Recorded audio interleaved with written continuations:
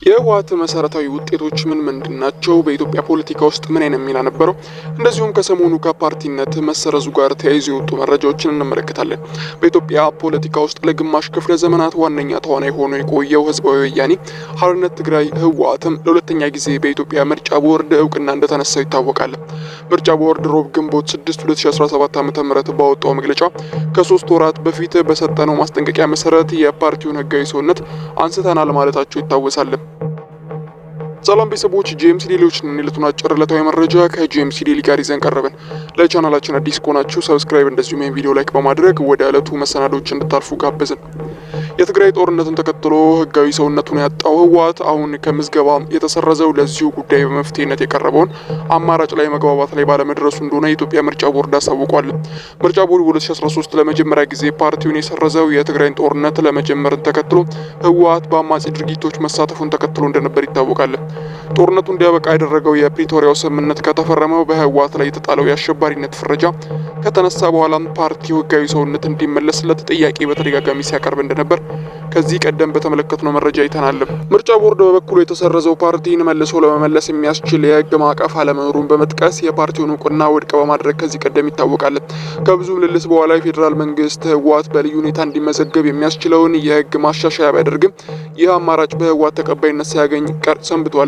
ፓርቲው የቀድሞ ህጋዊ እውቅናው እንዲመለስለት እንጂ በልዩ ሁኔታ መመዝገብ እንደማይፈልግ ገልጾ ይህም ክርክር እንዳለ ፓርቲው ከአዋጅ ማሻሻያ በኋላ ባቀረበው ጥያቄ መሰረት ምርጫ ቦርድ ህወሓትን በልዩ ሁኔታ መዝግቦ የምስክር ወረቀት መስጠቱ ይታወቃል። ለፓርቲው የተሰጠው ህጋዊ እውቅና ግን ከአከራካሪ ሆኖ ሰንብቷል። ህወሓት ለፓርቲው ያቀረበው የቀድሞ ሙሉ ሰውነት እንዲመለስለት እንደነበር ከዚህ ቀደም በተለያየ አጋጣሚ ሲገልጽ ይደመጣል። ምርጫ ቦርድ በበኩሉ ባወጣው መግለጫ ፓርቲው አዋጁ ማሻሻያ በኋላ ያቀረበውን ጥያቄ ከዚህ ቀደም በተለየ መልኩ እንደነበር አስታውቆ ምርጫ ቦርድ እንደሚያስረዳው ፓርቲው ጥያቄዎችን ያቀረበው በልዩ ሁኔታ ለመመዝገብ በህጉ መሰረት እንደነበርም ጭምር ገልጿል።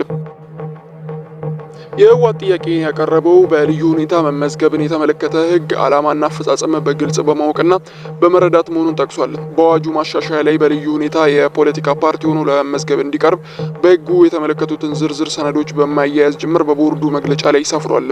ምርጫ ቦርድ የፓርቲው ከፍተኛ አመራሮች በቦርዱ ዋና መስሪያ ቤት በመገኘት ሰርተፍኬቱንና ደብዳቤውን በሚገባ አይተው አንብበውና ተስማምተው ፈርመው ተቀብለውኛል ሲል ነው ሲወነጅልም የተሰማው። ምርጫ ቦርድ ይህንን እውቅና ከሰጠ በኋላ በአዋጁ መሰረት ፓርቲው ጠቅላላ ጉባኤ እንዳያደርግ ታህሳስ ላይ አሳስቦት እንደነበር ይታወቃል።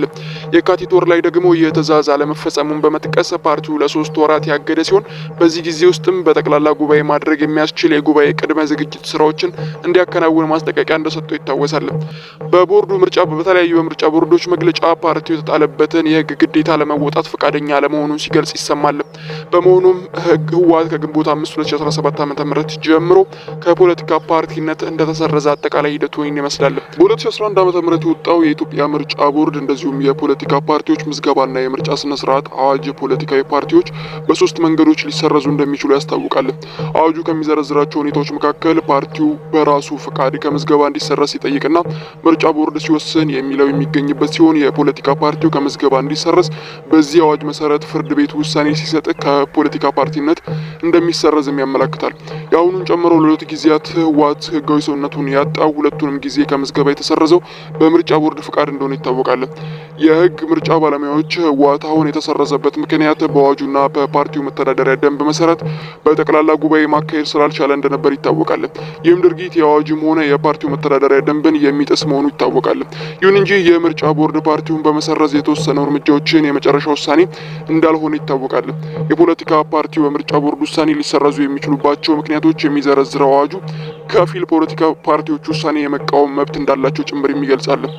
ቦርዱን ያሳለፈውን ውሳኔ የተቃወመ የፖለቲካ ፓርቲ ለፌዴራል ከፍተኛ ፍርድ ቤት ይግባኝ አቤቱታ የማቅረብ መብት እንዳለው ህጉ ያስረዳል። ይህም ይግባኝ መቅረብ ያለበት ፓርቲው ውሳኔ በደረሰበት በ30 ቀናት ውስጥ እንደሆነ አዋጁ ጠንቅቆ ያስረዳል።